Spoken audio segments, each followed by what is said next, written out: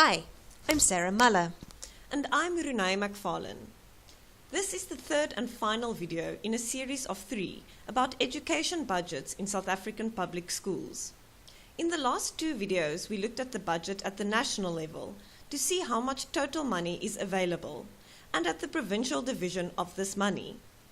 In this video, we now examine what schools get to work with. We'll look at some examples of how school fees affect this amount. Right, we've got a sense of what happens at the national level and how the money gets split up to provinces. And we've also seen where some of the problems in that system lie. Let's now move down to the level of the school and see how the money from the provinces gets received and spent. There are 2 main policies that we encountered in video 2 that affect a school's finances.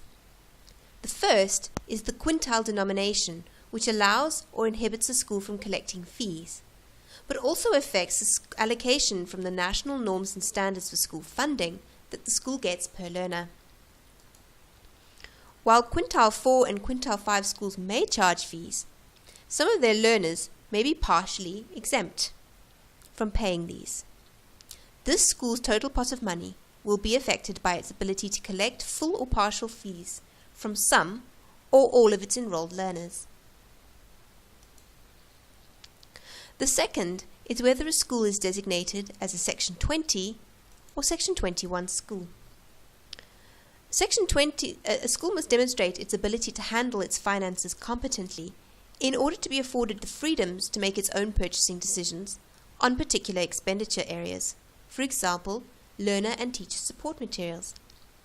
A Section 20 school, which is the default for all new schools, must make procurements through the provincial department with oversight. A Section 21 school may make its own purchasing decisions and just gets a lump sum from the provincial education department to do this. It doesn't really make sense to have fee-charging schools that are in Section 20. If a school is managing to collect fees and manage huge amounts of money in the form of fees, it certainly will be able to handle the money sent from the provincial education department. Note that being Section 20 or Section 21 doesn't affect the overall money allocated, but it does affect how easily accessible that money is. What types of expenses do schools have to juggle? The salaries for public posts are paid for by the provincial education department. The school doesn't have to handle those. But some schools hire extra staff. After all, a ratio of 1 teacher to 38 learners isn't great. These staff are hired on what are called school governing body posts, or SGB posts. They are paid less or the same as public posts, but not more. School governing body posts are often less secure than public posts, as they depend on the financial standing of the school. Extra staff needn't always be extra teachers. Some schools hire extra administrators, groundsmen, security personnel, aftercare workers, cleaning staff, etc. Schools also have to keep themselves secure. They need to maintain their fences and perhaps have alarms on computer rooms and offices. They need to maintain their basic infrastructure and specialized infrastructure like science labs, sports grounds, libraries, and other equipment. They need to plan infrastructure development such as new classrooms. If they can motivate the provincial education department for these, then the costs may come from the province. But if they can't, they may need to fundraise themselves. Schools also have other sundry costs: outings, theatrical productions, concerts, sports events, and prize-giving ceremonies. These all cost money. And then, of course, there's staff development costs, consumables. Schools go through toilet paper and ink cartridges very quickly, whiteboard pens and chalk, paper, etc. Schools must also cover operational costs like water, refuse, sewage, internet, bank charges, web hosting, and phone costs, and of course costs associated with running the school governing body.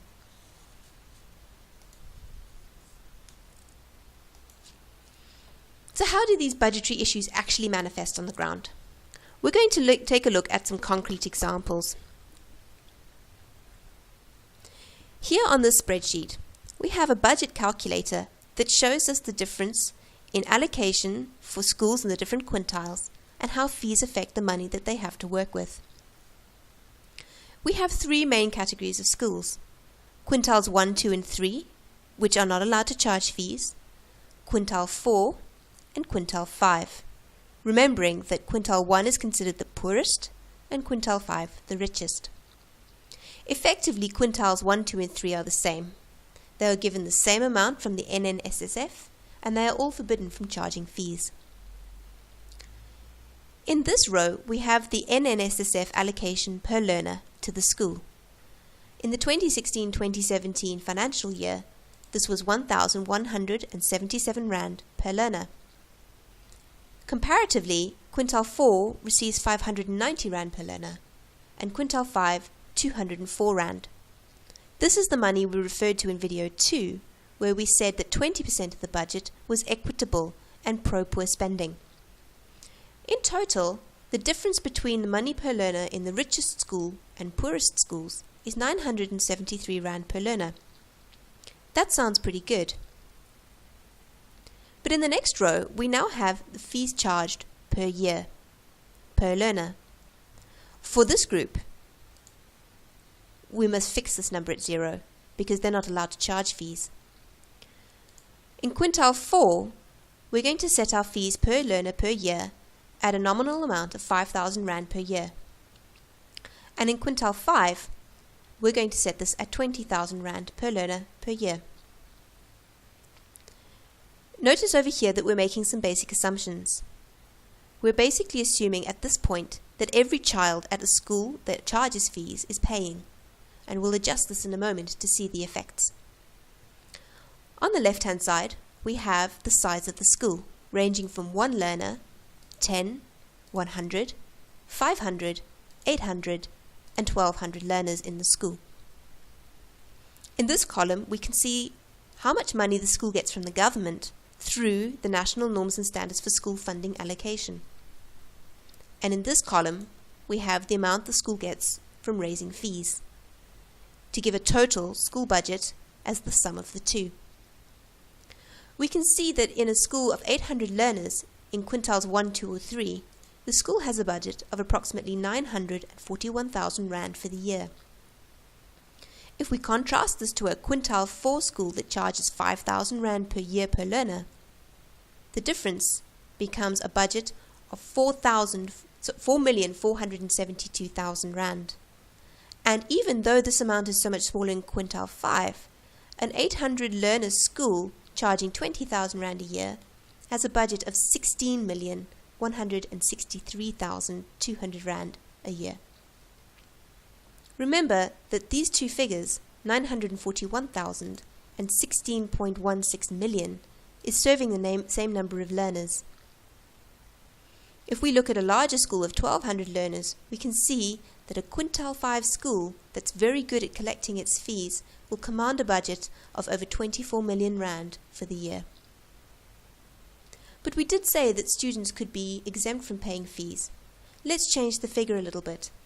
If a school only gets 80% of its learners paying for fees, this does decrease the budget, but we can see that the difference is still enormous.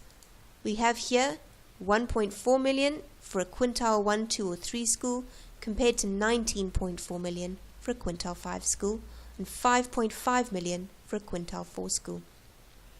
Even if we only get fees out of half of our learners, the difference is still stark. We are still looking at 12.2 million Rand in quintile 5 and 3.7 in quintile 4.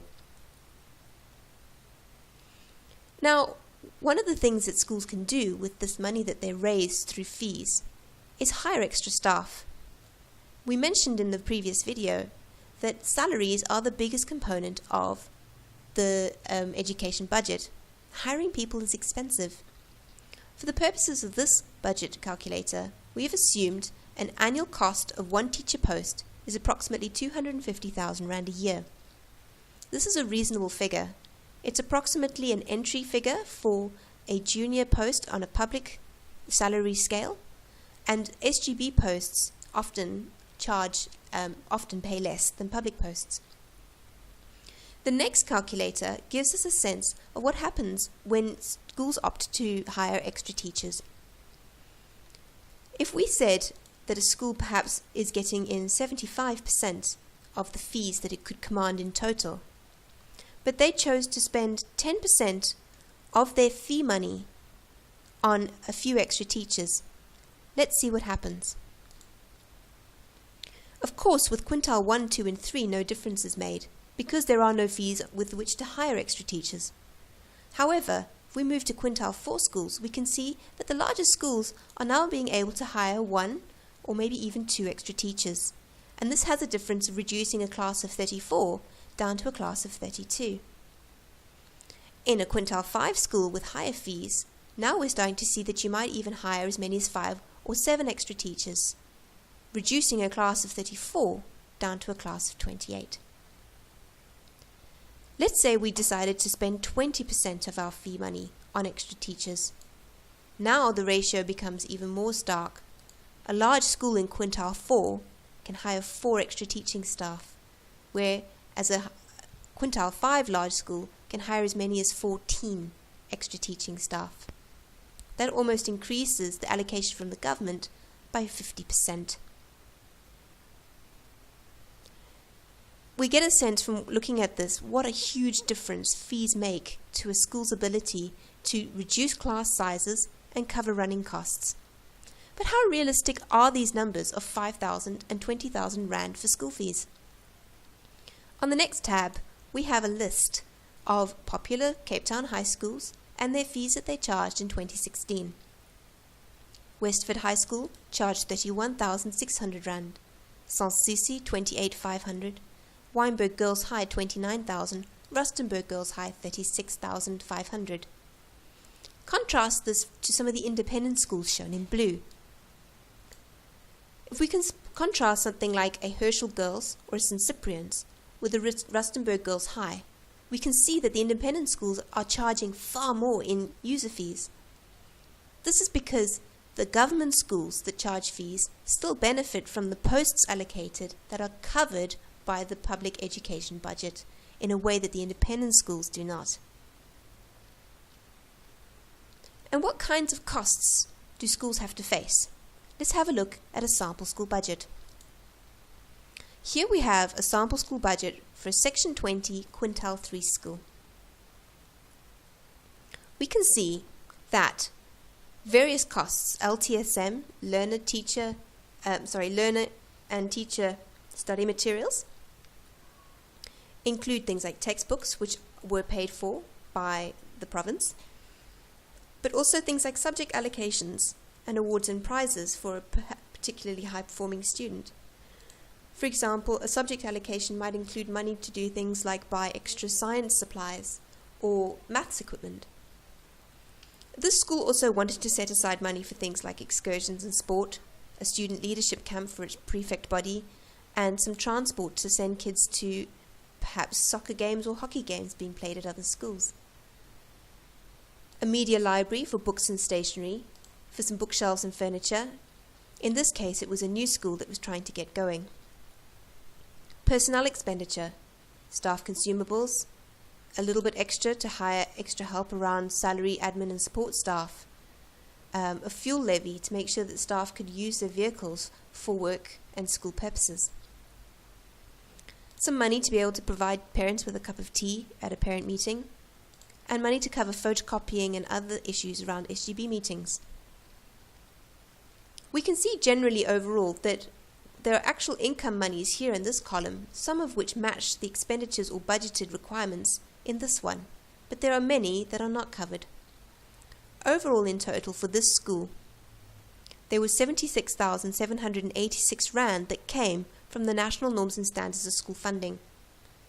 The school also managed to source over 200,000 Rand in private donations through networks and fundraising, and also managed to make 10,000 Rand from renting out the school hall. Even with all these extra amounts, there was still a shortfall that year of almost 70,000 Rand. There's certainly no amount in this school budget to be able to hire extra teaching staff at anywhere close to a standard public post salary.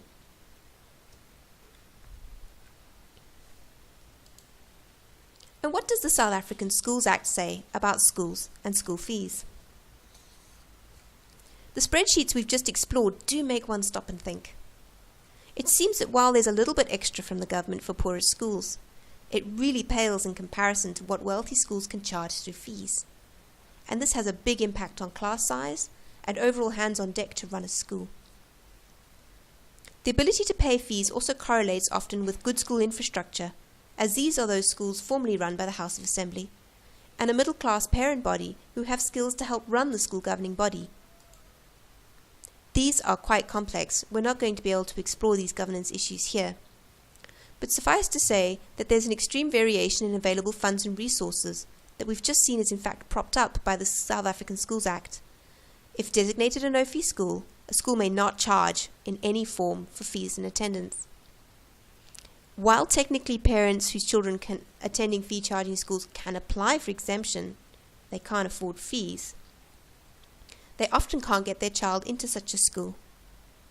Some schools actively and illegally dissuade parents from applying for exemption. Others use proxies to judge whether parents can pay fees. For example, there was a recent controversy in Gauteng where a school asked for a parent's payslip as a supplementary documentation for an application for her child. And schools use other proxies, for example, home addresses to calculate the probability of being paid fees, and also admissions interviews. It's really important to realize that this is because schools without these extra sources of income really struggle. And while it may seem unfair for the school to do these things, there is increasingly a sense that what is provided from the government is inadequate. The unfairness creeps in when schools are enabled or prevented from topping this up. In the Western Cape, for example, there are many schools that are designated as quintile 4 and hence get a low NNSSF fund per child. But their learners are too poor to pay fees. These schools battle most of all.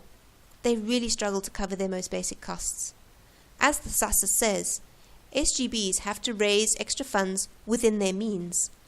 But the truth is that the means available differs enormously across the wealth divide that has come to characterize South African society. Does the South African Schools Act assist with promoting equity or equality between schools?